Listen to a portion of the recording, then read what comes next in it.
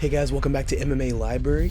Today in MMA and UFC news, Dan Hooker has issued a warning to Islam Makhachev ahead of a potential fight against Alexander Volkanovski. Here's what Hooker had to say. For Islam to turn around very quickly and to call out Alexander Volkanovski, who I feel like they're doing it because obviously it's a chance at the number one pound for pound, but I feel like they're kind of looking down at me like, oh man, we'll go snatch up this featherweight real quick. But they're really in for a whole lot of trouble. There's an incredibly difficult man to hold on the ground. Like they keep saying he's short and stuff like that, but holding him on the ground, holding a guy that's stocky on the ground is incredibly difficult. So I feel like he's in for an incredibly tough test, and Alex Volkanovski in Perth.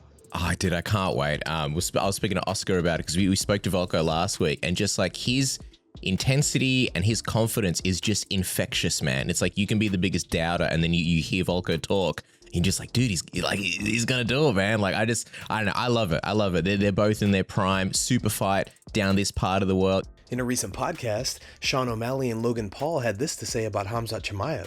I don't watch the UFC, honestly. Like, there's fights tomorrow night. I don't know if we'll watch them. You think? Well, I guess we'll be a. You think Khamzat is as good as? Yeah. Yeah. Yeah, dude. I think that the real. I mean, when I just thought he was gonna fuck up Gilbert Burns more, bro. But dude, Gilbert Burns is a dog. Yeah. All right. Bro, Gilbert Burns is up there with the top of the top of the top. Like that.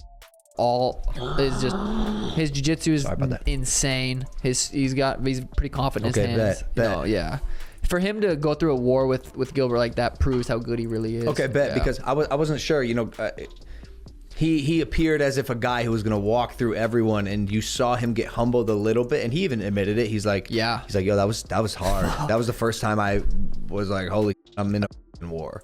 Yeah. And it's interesting to see that flip switch in men and women when they are faced with a real tribulation. Yeah. Well, some people they're the most dangerous when they don't know how good people are. They're going to the ring. They don't know how good people are. They think they're the. They don't train with the best guys in the world. That's when they're most dangerous. Henry Cejudo recently explained why he believes Colby Covington would defeat Khamzat Chimaev. I think Covington is the more experienced fighter. He's wrestled a lot longer than Khamzat. I think this is going to be a good fight. I think it's going to come down to who's recovered faster and quicker. And if this is a 5-round fight, I almost want to lean towards Colby Covington because, as we saw in that Gilbert Burns fight with Khamzat Chimaev, I'm not sure if Chimaev could ever make 170 pounds. If he can make the weight, my question is, will Khamzat actually recover with the gas tank of this guy, who's accustomed to making 170 pounds periodically? What makes Colby Covington good is the fact that he has a gas tank. That's what that is, his spirit of American-style wrestling with the gas tank that he has, and I think that's what really makes Colby Covington dangerous. His threshold is his biggest gift. This is where he beats people, his tenacity. When you fight and you wrestle, that's when things actually get hard, and people are not accustomed to that. I mean, the threshold to Colby Covington, I have to give this guy a 10 out of 10. Ben Askren recently spoke about the impact Dana White has on the lives of fighters in the UFC, and how he tries to downplay it. Did you send Dana a copy of the book? I know you guys are on better terms. I haven't. I don't have his address. So Dana, send me your address. I'll send you a book. I guess I could just send it to the UFC. Was it UFC PI? Oh yeah, PI. I think his office is there also. Yeah, it's funny because obviously Dana, I think with certain fighters tries to minimize the relationship he has with them. And or the impact he plays, but then the reality of the situation is, Dana, you're the boss man, right? And so whether it's direct or indirect, his choices, his decisions, the way he runs his business has a distinct impact on many lives. And so, I think he tries to downplay that or negate that a little bit. But the truth of the matter is he has effect on, right? If his, for whatever reason, his decision-making process was where it was. If it's not, I'm in the UFC in 2013, right? And then I'm, instead of 2019. So I think he tries to minimize the impact he has, publicly minimizes it, but I think it's obvious to see.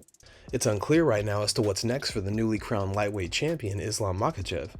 The most recent rumor is that Alexander Volkanovski isn't getting the title shot against Makhachev, and instead it will go to the winner of the Dustin Poirier and Michael Chandler fight. In a recent tweet, Makhachev has suggested that the UFC is playing games and that they should let him know who's next in line. I'm not sure what UFC wants. February Australia, or March Vegas. I honestly don't care about location and opponent. I never choose opponents. Just send a contract and stop playing games. On a recent episode of the Weighing In podcast, Big John and Josh discuss what's next for Charles Oliveira. Here's the clip. When you're the champ, right, and all that pressure is relieved off your shoulders because you lost, it's that sense of, okay, take a deep breath, get refocused, enjoy life. Now, you know he was really enjoying, not just him, but a lot of the champions, they're really enjoying their life as champion. But it's a different type of enjoyment. You're traveling here doing press stuff. You're traveling here doing other stuff. You're all around the world doing what you can. You're being pulled in so many different directions. Yeah. He's out there promoting the organization that he's the champion in. Yep. Now is the time that that stresses all that weight off of his shoulders. He can now spend that time with his family. Just relax, go do whatever. Not have to worry about getting a call going, hey, we need you to fly here tomorrow. Hey, we've got this presser coming up, do this, do that. He doesn't have to worry about that as much. I'm sure because he's still a huge name. I'm sure they're still going to have him out there doing stuff, but I don't, that sense of relief. Who said it? Usman. He said once the fight was over with Leon, it was like, I'm good. Like, I'm okay. I'm happy. I'm good with what happened. It's that monkey off his back or that weight off of his shoulders, whatever it is.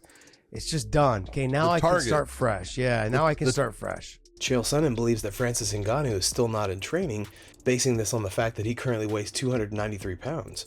Here's what Chael had to say. Francis Ngannou, 293 pounds. Guys, what do you think of that? Anything? Is there something there? I feel that there is. Something silly happened. I want to say it was like Wei Lee or somebody picked him up and then stated what he weighed and it was 293 and I read that. That's interesting to me. I don't know. What do you deduce from weight? Now, Francis at 293. We do have story being told very clearly, which is he's not training. Very, very clearly. And that's relevant, right? When a guy's knee gets better, we may not know. We're not owed that. And you get in the gym and you start moving around a little bit, but you're not doing everything. You're not doing 2 workouts a day, just by example. How would I know such a thing with 293? Well, I can actually tell you that. I actually have evidence, which is just when Francis has fought many times, he's weighed in at 260 pounds. No, Francis is a big guy. 33 pounds over an ideal and normal competitive weight. We know that you aren't training as much. I don't think that weighs on Francis. I mean, the poor guy had his leg hurt, right? No judgment here, just sharing a little info that we can get. Possibly one of the reasons we find it interesting when we find out what guys weigh.